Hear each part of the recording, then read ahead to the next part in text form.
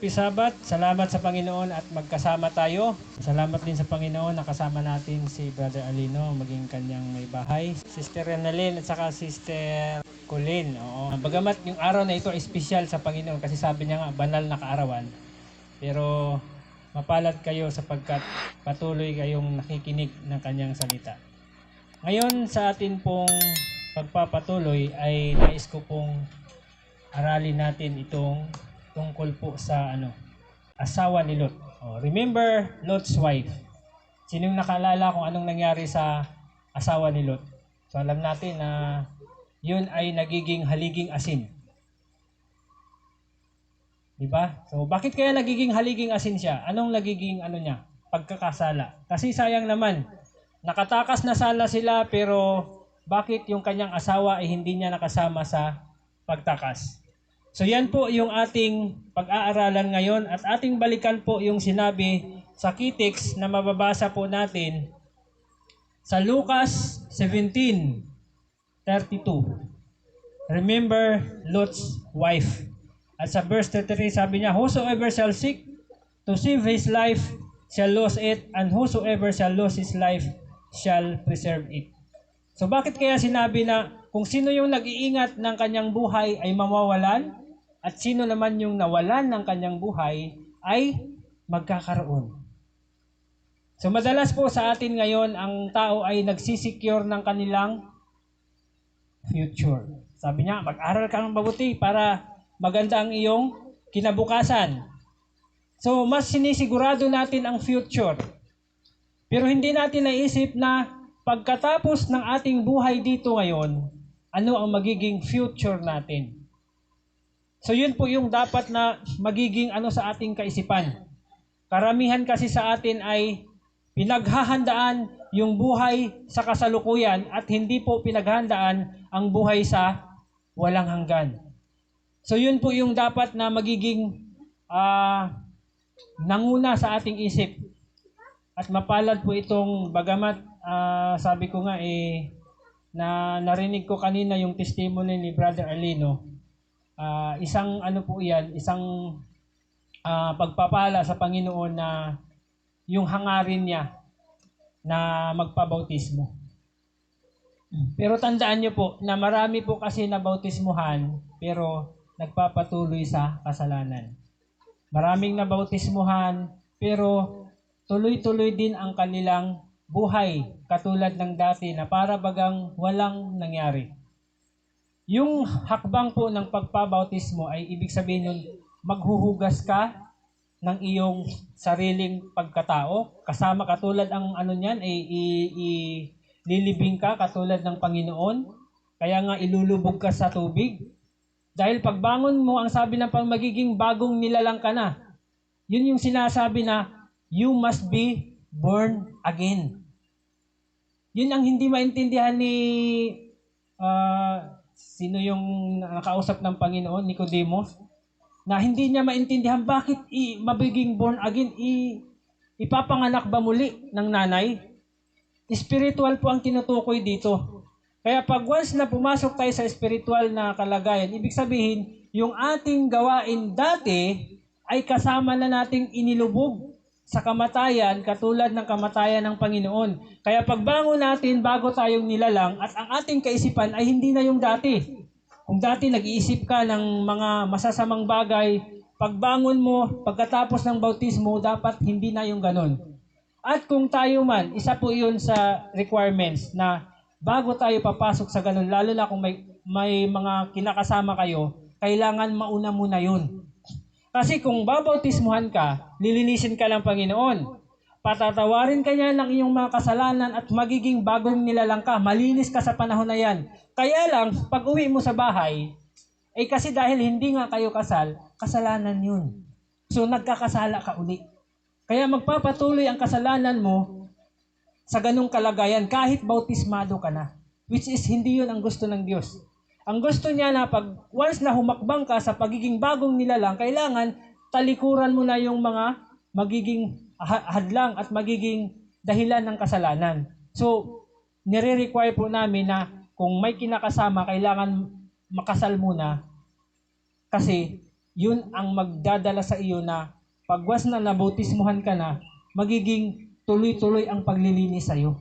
Hindi naman na isang iglap na bautismuhan ka, nagiging bago ka na.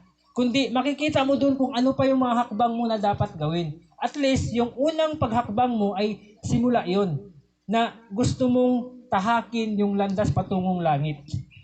Kasi marami sa atin, marami sa ang iba na pumapasok sa simbahan, pero hindi naman nababago ang buhay.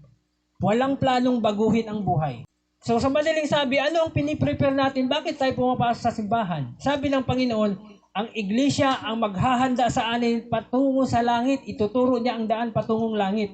Paano kung pasok ka ng pasok, wala kang planong baguhin ang buhay mo? Sa tingin mo kaya makakapunta ka sa langit? Hindi pa rin. Kasi ang ituturo ng iglesia, sabi, ito yung daanan mo kasi papuntang langit yan. Ay ang gusto mo, ito yung gusto ko kasi ito yung magandang daanan. So sa tingin mo makakapunta sa langit? Kung susundin mo ang gusto natin? Hindi po. Bagamat masakit, mahirap, kasi minsan yung iba, parang namumuhay na kasi tayo sa kalagayang ganun eh. Pero sabi nga ng Panginoon, pinapatawad tayo doon sa ating kalagayan sapagkat kulang ang ating kaalaman nun. Wala namang nagturo sa atin na bawal pala yung magkasama na hindi kasal. Mayroon bang nagsasabi sa atin na kahit doon sa mga inaatinan natin na bawal yung... Mayroong iba na tinuturo yan. Kaya lang, yung ipapakita sa iyo na yan ay kailangan talaga nating sikapin at bigyan ng maganda ng priority kung tayo ay gustong humakbang sa Panginoon. So isa yan sa magandang requirements na dapat po nating maintindihan kasi kasama po yan dito sa pag-aaralan natin. Ngayon sa ating pagpapatuloy, sabi dito sa Conflict and Courage, isa po itong sulat ng propeta, sabi niya, on the night prior to their destruction, the cities of the plain rioted in pleasure. So bago pala gunawin yung Sodoma at Gomora noon, yung mga tao, matindi ang selebrasyon sa kasiyahan. Kung may disco yan, diskuhan yan sila. Kung mayroong mga palabas, may palabas yan, ganun ang ginagawa nila. Pero sabi dito, Lot was derided for his fears and warnings. Si Lot, pumupunta sa kanila, nagbibigay ng warning, nagsasabi siya na ang lugar na ito ay gugunawin. Pero anong ginawa sa kanya ng mga tao? But it was these scoffers that perished in the flames. Anong ginawa ng mga sinatawag na scoffers? Kalukuhan mo lang yan, Lot. Kaganda-ganda ng panahon tapos sabihin mo mag-uulan ng apoy. Tinatawanan lang siya. Pero anong nangyari? Nung time din na yon, pinaulanan sila ng apoy. Kaya anong nangyari yung nanunuya sa kanya? Patay lahat. That very night, the door of mercy was forever closed to the wicked, careless inhabitants of Sodom. Alam ba ng mga tao na close of provision na nila nung tayo na nagpaulan ang Panginoon ng apoy? Hindi nila alam. Kaya nga tinatawanan pa nila si Lot na sabi, kalukuhan yung sinasabi mo Noe, mag-uulan ng apoy? Tapos sasabihin pa, nainggit ka lang kasi hindi ka sumasali sa amin sa kasiyahan. So ganun ang sa atin. Pero hindi nila alam na katapusan na pala nilang lahat yun. Kaya mahirap po sabihin natin na mayroong paalala tapos pabingi-bingihan lang natin. Ako, pagdating nung time, hindi mo alam, close to provision mo na. Hindi mo alam yun. Katapusan na pala ng buhay mo. So, yun po, nakita natin na yung buhay nila sa panahon na yan ay nagtapos nang wala silang kaalam-alam. So, sa ating pagpapatuloy, sabi dito sa Genesis 19:17, at nangyari na nang sila'y mailabas na nila, ay sinabi, itakas mo ang iyong buhay, huwag kang lumingon o huminto man sa buong kapatagan, tumakas ka hanggang sa bundok, baka ikaw ay mamatay. So ano ang instruction sa kanila? Nung sila'y mailabas na sa city, itakas mo ang iyong buhay, huwag kang lumingon o huminto sa buong kapatagan. Na kahit pala tumatakas na kayo pag mayroong instruction na huwag kayong huminto dyan. Tapos hihinto ka. Delikado. Ang sabi dito, tumakas ka hanggang sa bundok, baka ikaw ay mamatay. Ibig sabihin, pag hindi sila makapunta sa bundok, pwedeng mangyari, mamamatay pa rin sila. At yun nga ang nangyari. So, tingnan natin yung kasunod. Sabi dito, sa verse 18, "Huwag ganyan, Panginoon." Sino bang kausap ni Lot ng panahong ito? Yung anghel na dumalaw sa kanila na pinadala ng Diyos. Biruin yung anghel na yung kasama mo, tapos sasabihin mo pa, sinabihan ka na nga na tumakas ka na, Lot. Pero sabihin, huwag ka naman ganyan, Panginoon. Total, pinatakas mo na rin kami. Huwag din masyadong magre-request ka pa. Kaya anong nangyari nung sa ganong pakiusap ni Lot? O, tingnan mo anong sinabi niya.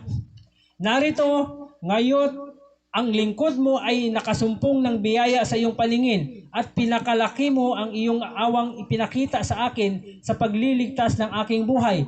At ako'y di makatatakas sa bundok. Baka ako'y abutan ng sama at ako'y mamamatay." So si Lot po nitong panahon, siguro mabilis na siya manghina kasi pagdating sa syudad, hindi naman laging naglalakad. Malapit lang yung anuhan doon trabahuan. At wala lang exercise. Kaya sabi niya, sobrang namang layo yung bundok. Kaya nakiusap siya.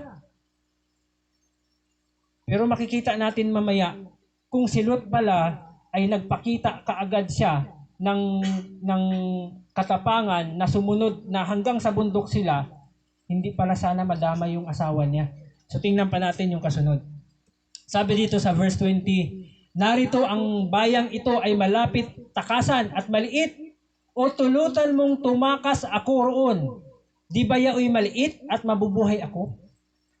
Ngayon, yung nakita niyang siyudad ay maliit lang kaysa Sodoma at Gomora. Ang sinabi niya, diyan na lang kami. Wag na lang kami doon sa bundok. So nag-request siya. Kasi sabi niya, mas malayo na yung bundok Ngayon, anong sabi sa verse 21? "At sinabi sa kanya, narito, sa bagay mang ito ay pinayagan din kita na hindi ko gugunawin ang bayang iyong sinalita." Kasi lahat sana ng syudad na sa paligid ng Sodoma at Gomora ay lahat yon paulan na ng apoy.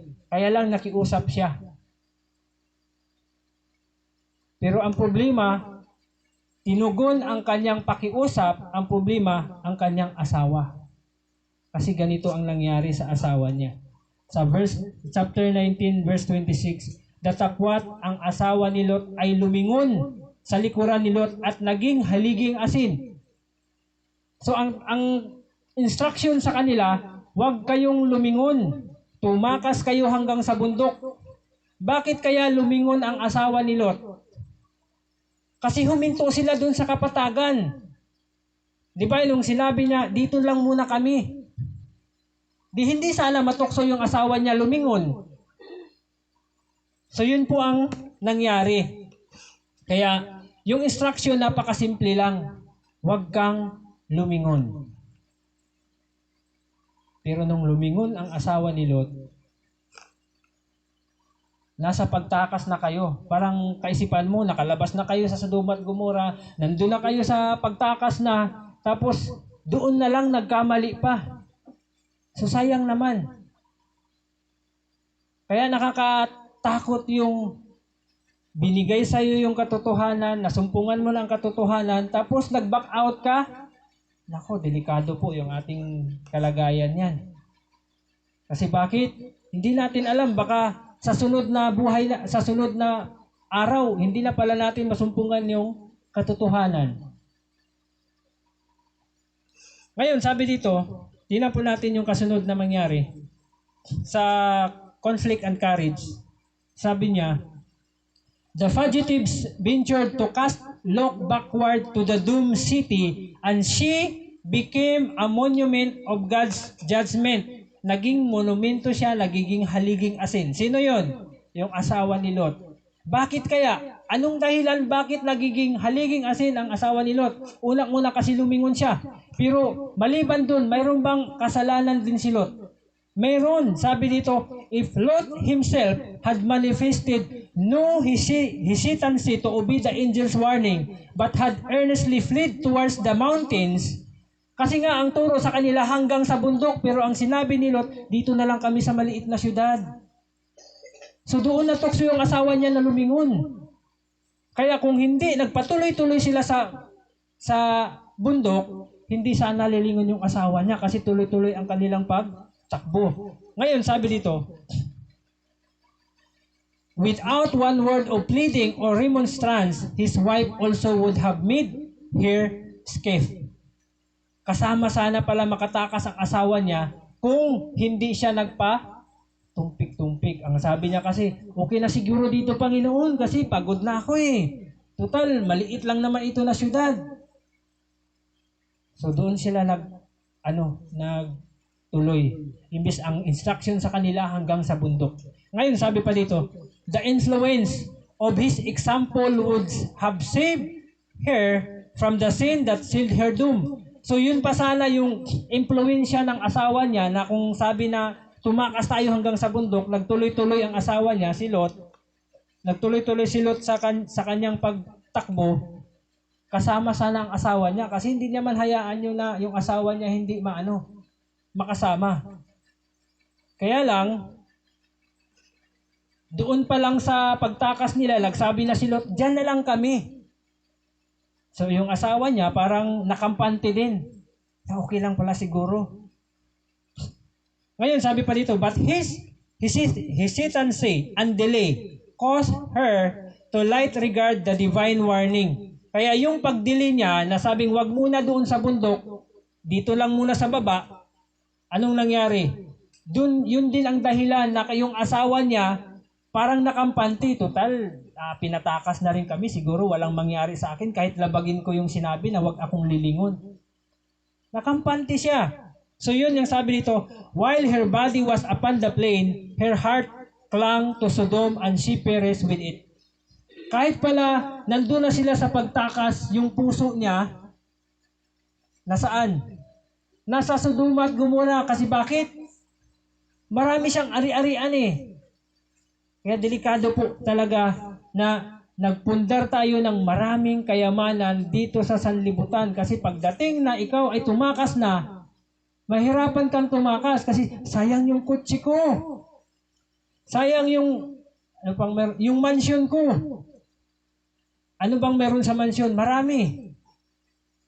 Kaya pag dumating na yung pagtakas, kahit tumatakas ka na, sayang naman yung kotse ko, masusunog lang yung aking mga pinundar doon sa bahay namin. Ganun po ang nangyari. Isa rin po yan. Kahit sa atin, minsan tumatakas na tayo sa ating secular na gawain, sa negosyo, sa trabaho, pero kahit nandito na tayo sa loob, minsan iniisip natin, ano kayang gawin namin mamaya. Nag-iisip ka na agad ng trabaho. Tapos minsan pinaplano mo na agad, bukas kaya ititinda ko yung ano. Imbis na tumakas ka na, nandito ka na sa makaparinig ka ng salita, yung kaisipan mo, yung puso mo, nandun pa rin sa negosyo at trabaho. Kasama po din yan. Ngayon sa ating pagpapatuloy, sabi dito, sa paragraph 2 pa rin, sabi niya, she rebelled against God because his judgment involved his position and her children in the ruin. Isa pa sa nagpabigat sa desisyon ng asawa ni Lot kasi nga, kaya nagdalawang isip siya na tumakas kasi yung ilan sa mga anak niya ay nandun pa sa Sodoma, nandun pa sa syudad. Kaya marami sa atin na pag mayroon tayong mga anak, lalo na kung marami-rami anak ninyo, malalaki na, tapos nagpangasawa na, yung napangasawa ay hindi naman mananampalataya. Tapos kailangan nyo ng tumakas. Sasabihin ka ng asawa, wag, dito ka lang, manatili ka, sama-sama na tayong mamatay.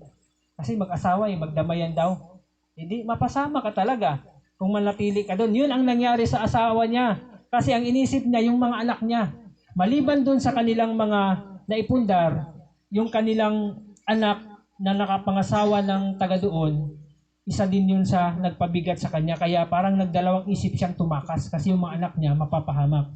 Kaya sabi dito, although so greatly favored in being called out from the wicked city, she felt that she was severely dealt with. Matinding pabor na ang binigay sa kanila kasi saan ba kayo?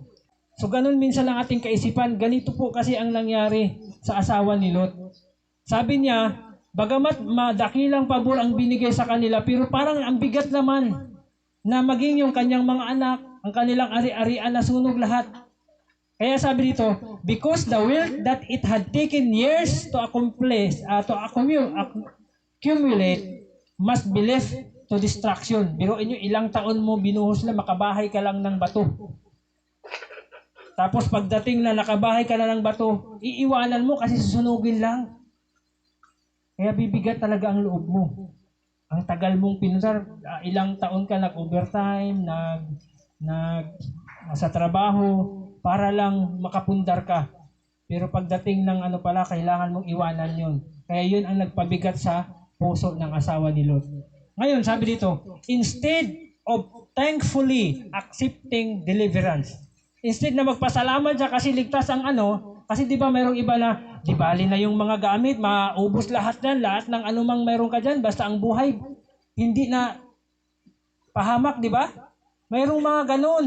Importante sa kanila ang buhay na hindi na pahamak. Pero mayroong iba talaga na manghihinayang. Imbis na magpasalamat ka dahil ang buhay mo na preserve ng Panginoon, ang sila, sayang naman yung mga ari-arian na yun.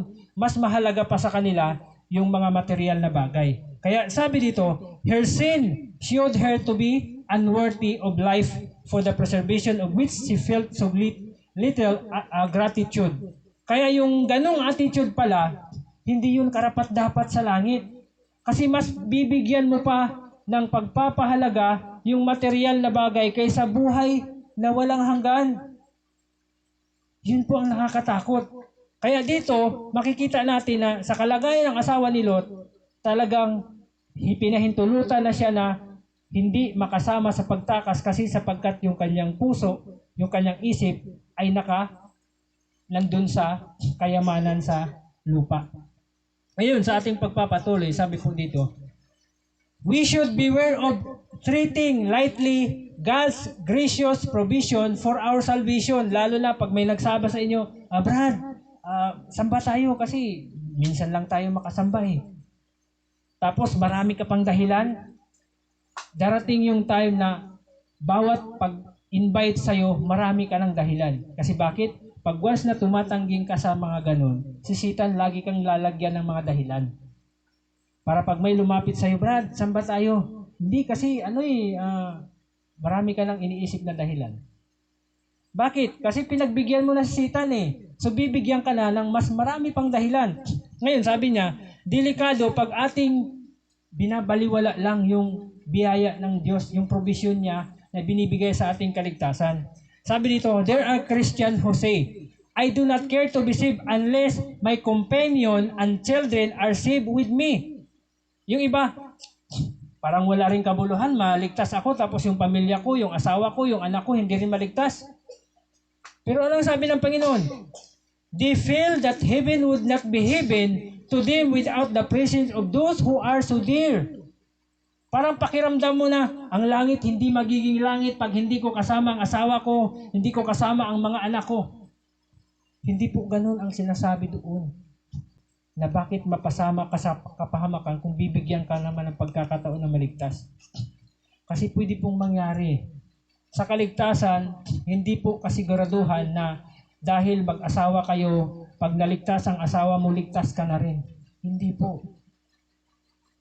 Napakahalaga na bawat isa sa inyo, kung mag-asawa kayo, gusto niyo magkasama sa langit, kailangan pareho kayo magkasamang naglilingkod sa Diyos. Kaya pag dumating yung pagkakataon, tapos nagmamatigas pa rin siya, that's the time, kailangan mo nang magdesisyon. Gusto mo bang makasama siya sa langit? O di kaya gusto mo siyang makasama dito sa lupa na mapapahama ka? O gusto mong mapunta sa langit kahit wala siya? Kasi pagdating sa langit, hindi naman pwede na malulungkot ka doon eh. Kasi sabi ng Panginoon, lahat ng kalungkutan ay papawiin niya. Lahat ng iyakan ay wala nang maranasan yon.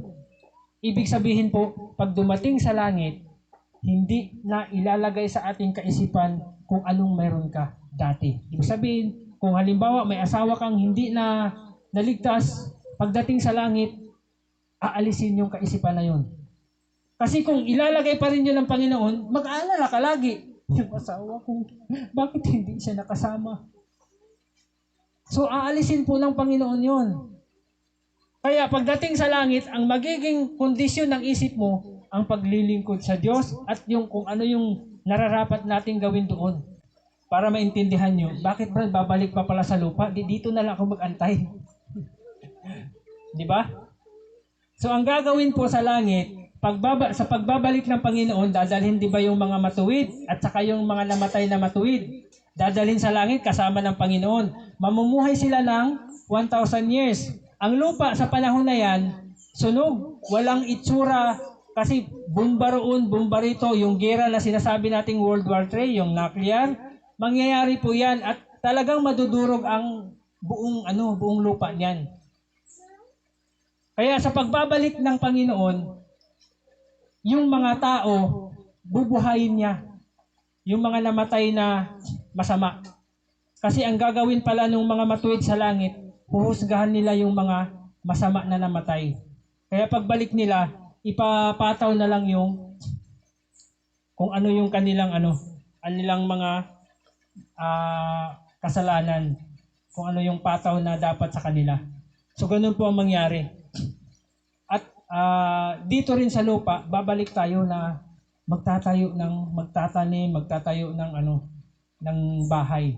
Pero hindi sabi magtatanim ka para may makain ka. Ibabalik po ng Panginoon yung creation. Alam niyo po ba mangyari nun? Kasi sunog ang buong mundo. Sunog dahil sa susunugin siya sa pamagitan ng apoy dahil dito susunugin yung mga kaluluwa na masama at kasama si Satan doon. So pag nasunog na yan, magiging pataba yung mga nasunog nilang mga kasi babalik sila, magiging alabok eh. So doon naman uli, patutubuin ng Panginoon, i-recreate niya. Magiging bagong langit at bagong lupa. So mas masaya yun kasi malalaman na natin paano ginagawa yung creation. Na dati nababasa lang natin. Sasabihin ng Panginoon, magkaroon ng damo, magkaroon ng prutas. Malalaman natin siya, ganun pala yun. Magkakaroon ng mga iba-ibang hayop. So, tayo mismo makasaksi nun. Lahat ng mga naligtas na matuwid. Kaya sikapin po natin. Ngayon, sabi niya dito, but have those who cherish this feeling a right conception of their own relation to God in view of His great goodness and mercy towards them. Have they forgotten that they are bound by the strongest ties of love and honor and loyalty to the service of their Creator and Redeemer? Kaya anong ginagawa po ng mga anghel sa langit? Sabi nga sila, araw-gabi nagpupuri sila sa langit.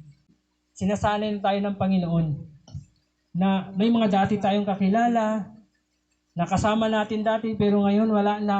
Sinasanay na yan kasi pagdating sa langit, hindi na natin sila hanapin. Hindi sila nakapasa.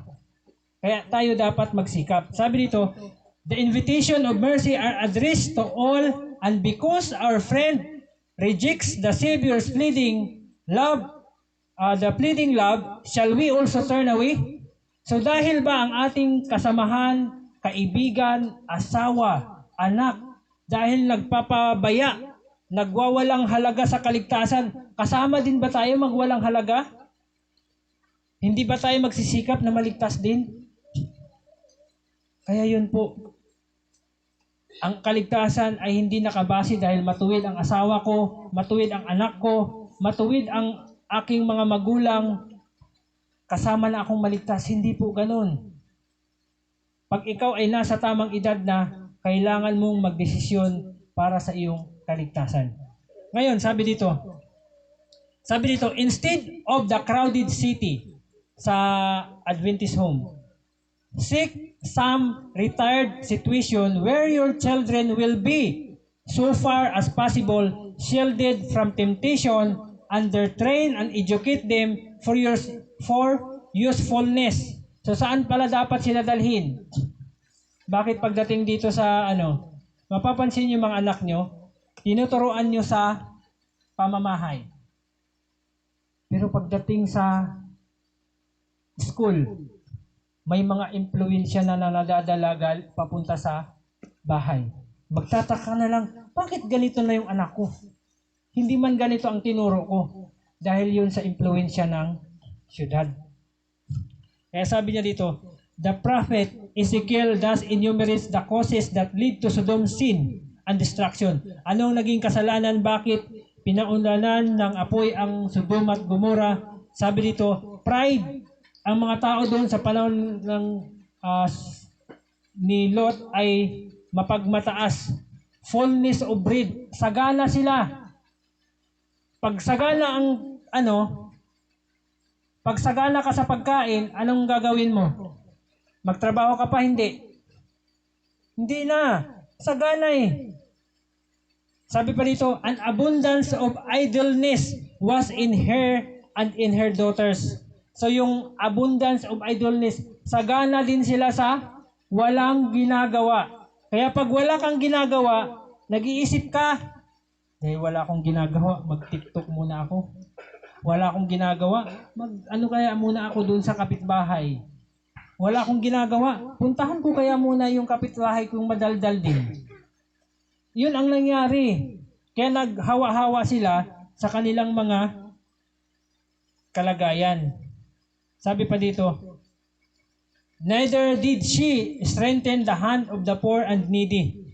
All who would skip the dome of Sodom must shun the course of brought God's judgment upon the wicked city. So kung gusto pala natin na hindi tayo matulad na mapahamak kasama sa katulad ng Sodom at Gomorrah, ay kailangan nating talikuran, iwasan itong daan na nagiging daan para mapahamak ang syudad na ito. So, sa atin po, pinapaalala sa atin ng Panginoon habang nandito tayo sa syudad. Ngayon, sabi dito, sa kasunod, ang mga bagay na ito ngay, sabi niya, naging mga halimbawa sa atin upang huwag tayong magsipagnasa ng mga bagay na masama na gaya naman nila na nagsipagnasa. So anong mga ninanasa nilang mga bagay? Sabi dito, ni huwag din naman kayong mapagsamba sa mga Diyos-Diyosan, gaya niyang ilan sa kanila. Ayon sa nasusulat, naupo ang bayan upang magsikain at magsiinom at nagsitindig upang magsipagsayaw. Anong kalagayan nila? Kain, inom, at ano pa? Sayawan. Hindi ba nangyari dito sa atin ngayon? Kainan, tugtugan, inuman, sayawan. Sa panahon ng Sodom at Gomorrah, ganun din. Kaya anong pinagkakaiba? So kung ganun pala ang kalagayan nila, so dapat iwasan po natin ito. So sabi pa dito, sa verse 11 chapter 5 ng 1 Corinthians, datapwat sinulatan ko nga kayo na huwag kayong makisama sa kanino mang tinatawag na kapatid. Pansinin nyo ha, pagkapatiran, okay na makisama tayo. Pero pag sinabing kapatiran tapos ganito ang ginagawa, anong sabi niya? Kung siya'y mapakiapid o masakim. So kapatiran na kayo, tapos mapakiapid pa rin siya, nagpapatuloy. Walang plano na baguhin ang buhay. Walang plano na iayos, itama ang buhay. Bakit tayo makikisama? Sabi niya pa, mananamba sa Diyosan o mapagtungayaw, yung palamura. Kapatiran mo pero palamura siya. Tandaan niyo ha, ang tinutukoy na kapatiran ay yung nagiging regular na ng kasama, nagiging, totoong sumusunod na siya, bautismado na. Kasi bakit? Pag bautismado ka na, ibig sabihin nandun na sa'yo yung proseso ng paglago para sa kaligtasan. So yun po yung tinatawag na kapatid. Pero yung kapatid na bautismado na, tapos dati namumuhay naman ng tama, pero ngayon bumabalik sa pagiging gumagawa ng kasamaan, so hindi na po yung kapatid. Pag nakisama pa tayo dyan, delikado po ating kalagayan, baka matulad tayo nila. Sabi pa dito, mapagtungayaw, palamura, manglalasing. Hindi lang po literal na manglalasing, kasi mayroong manglalasing, lasing ka sa doktrina na hindi naman para sa pananampalataya. Sabi pa dito, manglulupig. Ang hirap po magkaroon ng kapatiran na manglulupig. Sabi dito, at sa gayoy huwag man lamang kayong makisalo. So, nakakatakot pala sa mga ganitong kapatiran mo na, tapos ganito pang ugali. So, delikado ang kalagayan mo dyan. Pero wag kayong, baka husgahan nyo yung iba. Kasi yung iba dito, nagsisikap po na sundin itong Pero kung tayo man po ay matagal na sa pananampalataya, pero ganito pa rin ang ating mga ugali, so delikado po tayo dyan. At hindi po pinipilit ng Diyos na makikisama tayo sa mga ganyang uri ng tao. Kasi bakit? Ang ating kapatiran ay nagsisikap para sa ikabubuti rin ng kapatid. So, sabi pa dito sa verse 8, sa chapter 10, ni huwag din naman tayong makiapid na gaya ng ilan sa kanila na nangakiapid at ang nangabuwal sa isang araw ay 23,000. So, nangakiapid sila. Nag-asawa sila ng hindi nila kapariho.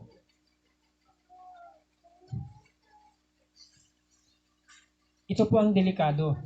Lalo na nung nalaman mo ang katotohanan na isabuhay mo na, sinunod mo siya, alam mo kung ano ang dapat sa pag-aasawa. Pero, nag-asawa ka pa rin ng hindi mananampalataya. Hindi ito para sa mga bagong Kasi sa mga bago, tulad sa inyo dalawa, bago lang kasi kayo, tapos pareho lang naman kayo na wala pa sa katotohanan ito dati, di ba? Ngayon nyo lang ito natagpuan. So, ibig sabihin, hindi kayo yung tinutukoy. Yung iba, na dati nang binata ka pa, tinawag ka na, nalaman mo ang katotohanan, pero nung pumasok ka sa isang pag-aasawa, ginawa mo ito, yung pakikiapid. Na dapat sana, alam mo yun. Kaya anong mangyari? Papasok talaga sa'yo yung sumpa nung ginagawa mo nito. Kasi ito nga nung nakikiapid itong bayan ng Israel, anong nangyari sa kanila? Sinumpa sila, 23,000 namatay. Isang araw lang yan Anong kasalanan nila? Pakikiapid. Kaya ang hirap po, sabihin mo na, okay lang yan Brad, total, buhay pa rin naman ako ngayon. Hanggang saan? So, pero mapalad po kayo kasi sa inyong dalawa, lalo na kasi bago lang kayo, nandun yung eagerness nyo talaga na sumunod. Kasi marami sa atin na matagal na sa pananampalataya pero hindi o ayaw baguhin ang landas na tinatahak nila. Ganon din ang kalagayan nila sa inyo. Kaya lang kayo, mas papaumanhinan pa kayo kasi bago nyo lang ito nalaman Pero yung mga dati na, namuhay na dati ng maayos, pero pinasok pa rin yung ganitong kasalanan, so delikado po pag wala tayong balak na ayusin ito. Sabi dito sa Psalms, ganito minungkahi nila siya sa galit ng kanilang magawa at ang salot ay lumitaw sa kanila. So paano lumitaw ang salot? Dahil iminungkahi nila sa galit ang Panginoon. Ibig sabihin, ang Panginoon pala, pag ikaw ay alam mo na ang tama, tapos ginawa mo pa ang ganyang kasalanan, ano ang naramdaman ng Panginoon? Minumungkahi mo siya sa galit. Kaya pag dumanas ka man ng kahirapan, huwag mo isisi sa kapitbahay. Huwag mo isisi sa kapatiran. Huwag mo isisi kanino man. Kasi bakit? Pinasok mo yung ganung bagay, ibig sabihin, nandun yung sumpa. So sana po, nakita natin yung kahalagahan yan. Ito pala talaga ang daan na gusto ng Diyos. Ayaw niya na kahit namumuhay ka sa kasalanan, kahit ikaw ay ginagawa mo yung pagkakasala, sasabihin pa rin, okay lang yan Brad, ang importante, mahal ka ng Diyos. Kaya tuloy, wala ka ng balak na ayusin yung buhay mo kasi bakit? Hinihili-hili ka. Pero kung sasabihin sa'yo na kasalanan ang iyong kalagayan o nagkakasala ka, simpre mag-iisip ka, ano bang gusto mo? Mananatili ka sa sanlibutan na mapahamak ang iyong buhay at kaluluwa o sikapin mong maitama at maituwid yan at magkaroon ng kaligtasan. So mas maigi po na mapukaw tayo ngayon kaysa pagdating yung time, wala ka ng panahon para ayusin yan. Nung dumating ba sa panahon yung Sodom at Gomora, sinasabihan pa ba sila na yung mga nakikiapid, ano pa kayo?